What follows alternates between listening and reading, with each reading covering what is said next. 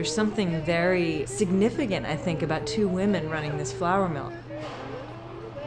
I don't know, I can't quite put my finger on it, but it's there. And the fact that it's so ancient, what we're doing, and that we're two women doing it. I think it's the emotion and the intuition and just being connected. Hi, I'm Jennifer Lapidus, founder and general manager of Carolina Ground. I'm Kim Thompson, and I'm the miller. Stone milling, this is the original method. In fact, before that, there was stone on stone. It is an ancient art. It's, if not the oldest, one of the oldest forms of mechanized production for creating food. So I can't not feel intrinsically connected to history. I always remember one of my early jobs in college was I was working as a lab tech for an archaeologist, and one of my favorite things to separate out when they'd come in with a dig was to find a mortar and pestle.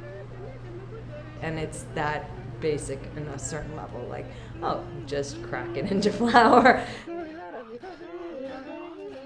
I just think about the story of the wheat that we bring in and where it's been, and feeling responsible for continuing it and where it goes afterward.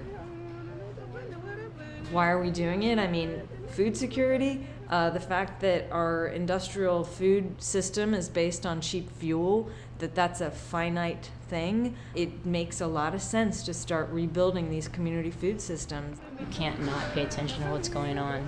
Time, temperature, touch.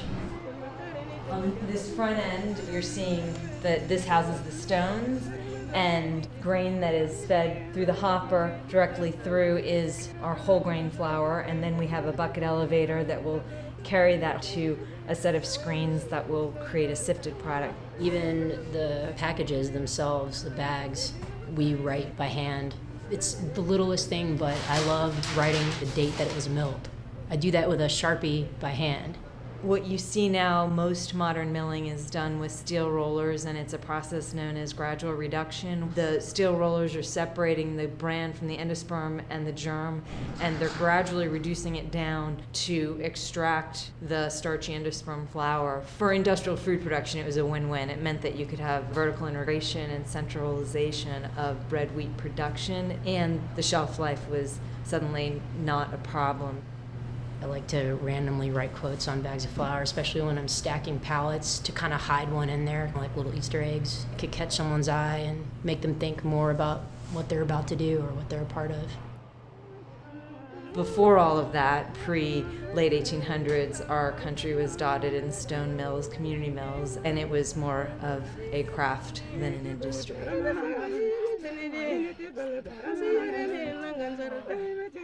When you're milling intact and the germ is crushed into the endosperm and all of it is coming through together, it's spreading those oils through the flour so you can really feel it. It really is a huge contrast if you actually touch it. It just feels almost like it's creamy. It's crazy to me that the whole other process is to actually remove things and put it back when it's already there. It's amazing to me sometimes when I look at the ingredients on a loaf of, wonder why they call it bread, that kind of bread where there's this list of ingredients, and, the idea of enriching our flour, coming back in and putting nutrients in when it was all pretty much there, basic, simple. I feel like once you have experience with something like this, you can't really go back. I think people are hungry for heart and for authenticity. I think that's part of what we're delivering. I think a lot about how my life totally depends on the faces of people I will never see. I wouldn't even be standing here warm in this cold weather without people that I'll never know. It's a chance to get to be a part of something that connects people.